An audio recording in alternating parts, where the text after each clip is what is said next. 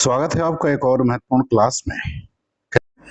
मुझे उम्मीद है कि आप स्वस्थ और मस्त होंगे और अपनी पढ़ाई को निरंतर जारी रखे होंगे।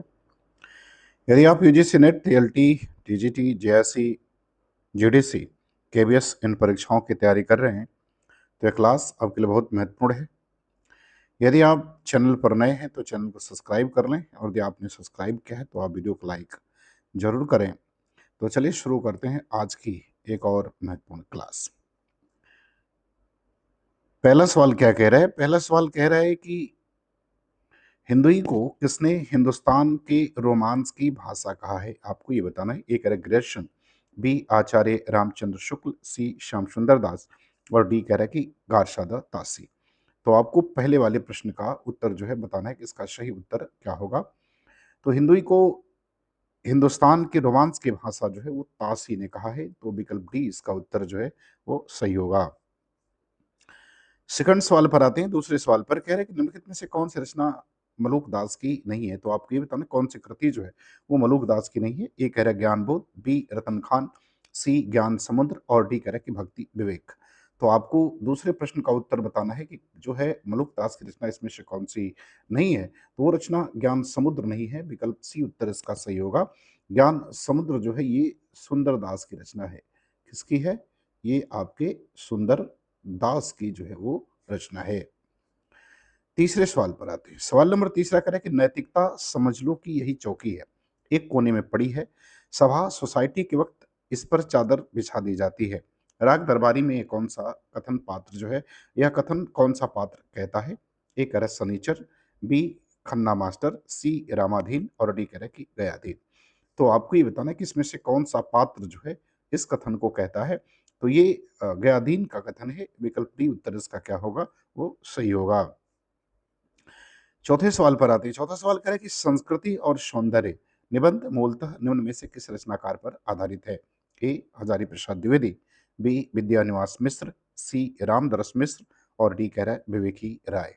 तो आपको चौथे प्रश्न का उत्तर बताना है कि यह निबंध मूलतः किस पर आधारित है। तो ये हजारी प्रसाद द्विवेदी पर आधारित है, उत्तर इसका ए सही होगा। और ये जो निबंध है ये निबंध आपका नामवर सिंह का लिखा हुआ है। किसका है?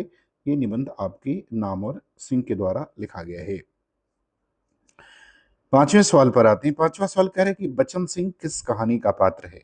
ए राजा निर्मत्सिया, बी अमर सराग्या, सी ईदगाह, और डी कह रहा है उसने कहा था।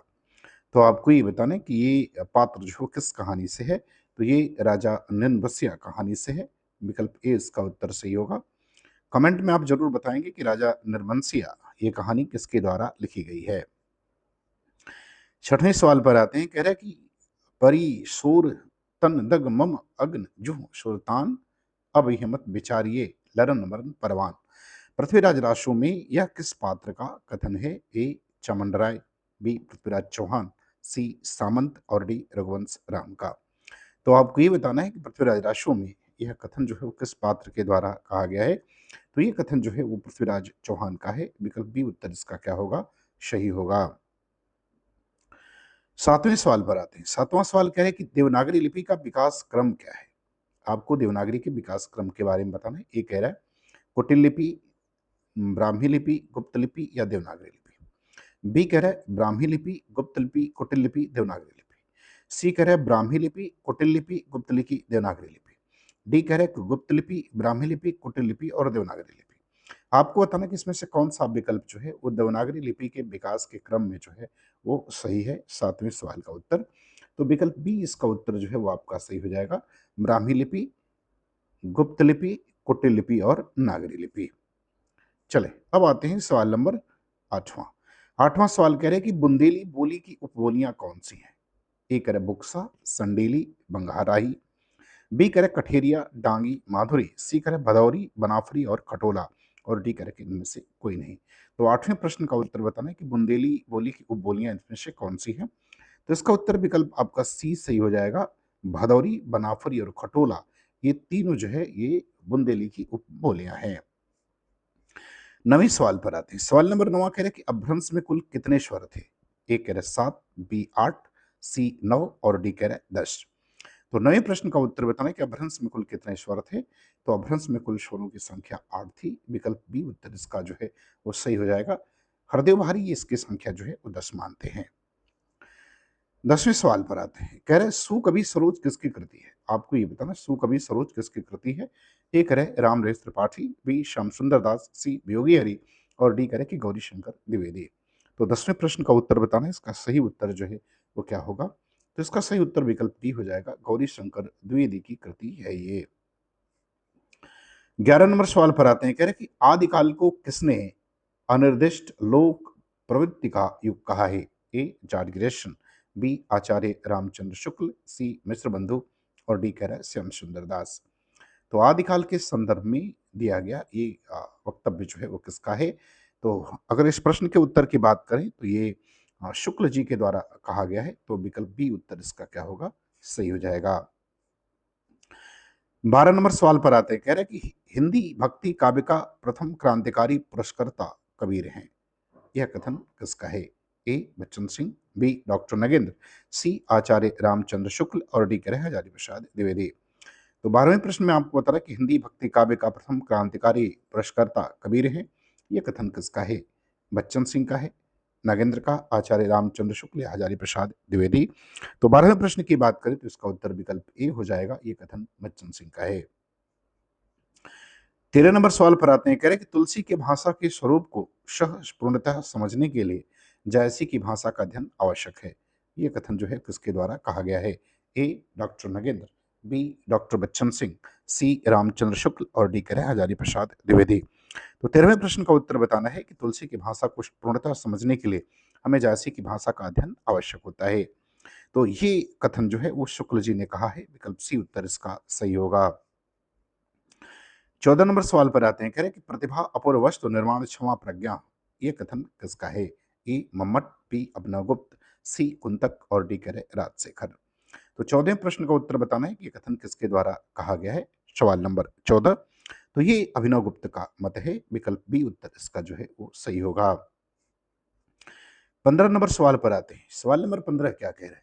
सवाल नंबर 15 कह रहा है कि भामह ने काव्य हेतु किसे माना है? ये आपको बताना है। ए कह रहा प्रतिभा, बी शक्ति, सी प्रकरण और डी कह रहा अभ्यास।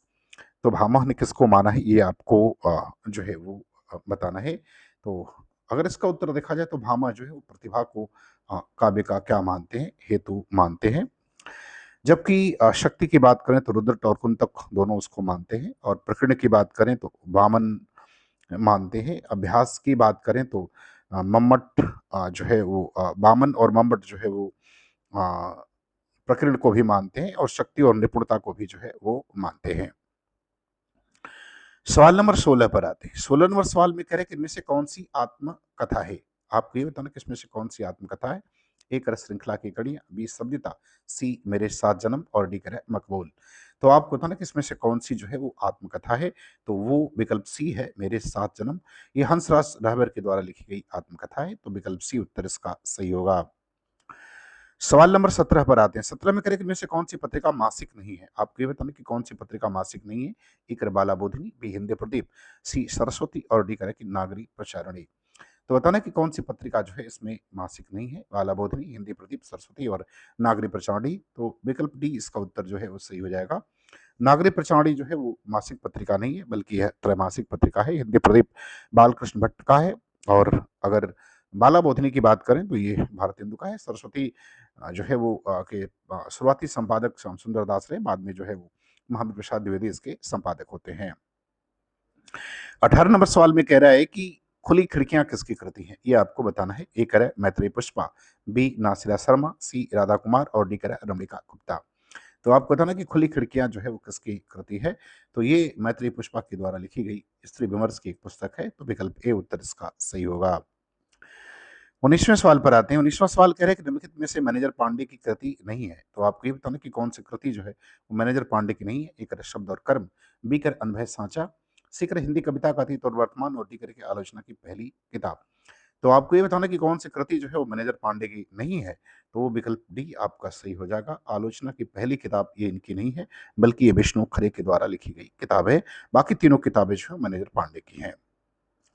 20वें सवाल पर आते हैं। सवाल नंबर 20वां कह रहा है कि चतुर्दिक और मानसी गंगा किसके निबंध संग्रह है?